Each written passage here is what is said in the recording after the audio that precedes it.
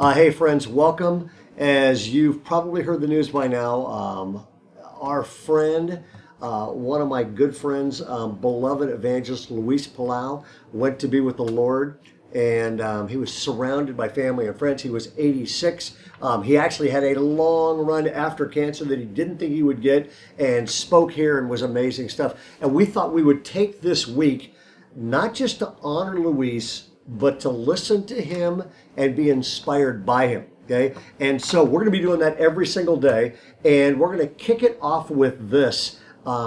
Luis was unbelievable in every setting. And part of that was he was so funny that everybody wanted to be around him. For example, a few years ago, Luis and I, we were at Mount Hermon. We're both speaking at the conference. I'm doing the morning sessions. He's doing the evening sessions. So we got to hang out all week. And we started bantering. Luis would get up, make fun of me. I'd get up and try not to make fun of him.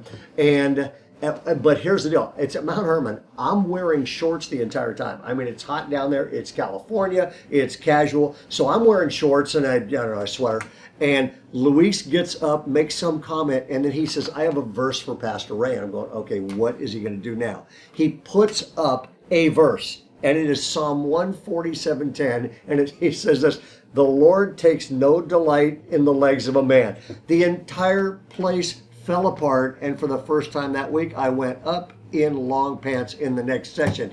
He was just fundamentally joyful, and had this combination of unbelievable joy, an incredible sense of humor, and this passionate love for God that was infectious, which is why he spoke to over 1 billion people, and he could speak to anybody because that combination of joy and passion works with teenagers or 80-year-olds. Okay, he was here a few years ago.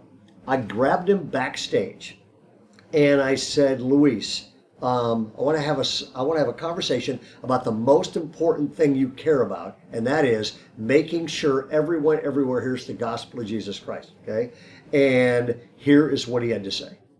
We're gonna have thousands of people looking at this. If you could speak to everybody in America that's a believer, for 2 minutes about sharing their faith, what advice would you give them? What would you say to Christians who right now aren't really majoring in sharing their faith? What would you say to them? If you want to keep your inner soul alive and excited and just vibrant, just keep looking at people as people for whom Christ died and find some way to share the good news. I mean, that's what keeps you alive and cheerful, and I feel evangelism keeps you youngish.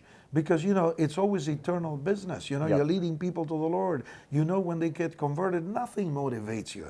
I mean, winning a football game, whatever, that's exciting, but it's childish compared to eternal souls. So you just keep going, and the doors are there, so why not? I heard this stat about America. I've seen it so many times, I'm beginning to believe it. That 85% of American ordinary people would consider accepting an invitation to a Christian event.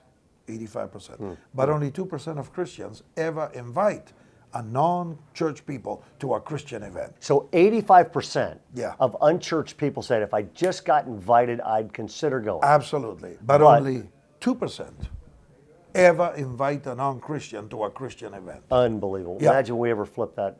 Yeah, flip it around. But now you happen to be in a church that you've trained well, and they're excited. And every time I come here, people are, there's hundreds of non-believers present, obviously prayed for, and the rest of the crowd is excited. They expect God to work. And that's what I called a salvific spirit in a church. I got it from Spanish, so it sounds a little awkward, salvific, but it means a saving spirit in the congregation. It isn't in many places, but interestingly enough, many of the large churches are because they have that spirit. They expect God to work, they believe God will work, the congregation accepts it, and you come in and you're in a salvific atmosphere. Anybody can preach and lead people to Christ. Absolutely.